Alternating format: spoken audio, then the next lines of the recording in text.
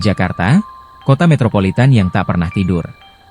Di balik hiruk-pikuk dan gedung pencakar langitnya, ternyata tersimpan rahasia masa lalu yang baru saja terungkap.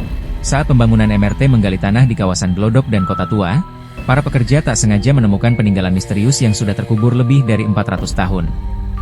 Penemuan ini bermula ketika proyek MRT Jakarta Fase 2A mulai menggali jalur bawah tanah di sekitar Glodok. Di antara lapisan tanah, tim menemukan struktur bata kuno, saluran air dari terakota, hingga ribuan pecahan keramik dan benda-benda peninggalan zaman Batavia. Para ahli menduga, ini adalah bagian dari sistem air bersih dan infrastruktur Batavia pada abad ke-17, masa ketika Jakarta masih bernama Sunda Kelapa.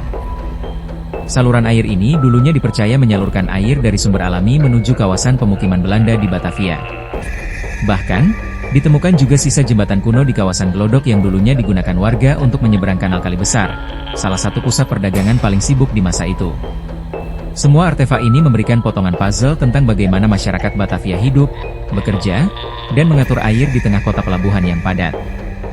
Penemuan ini kini menjadi bagian dari pameran arkeologi, Jakarta dari Bawah Tanah, yang menampilkan hasil ekskavasi dari proyek MRT.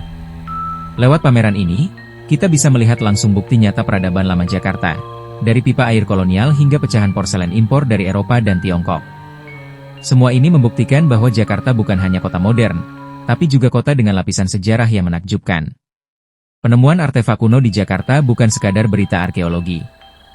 Ini adalah pengingat bahwa sejarah selalu ada di sekitar kita, di bawah jalanan yang kita lewati setiap hari.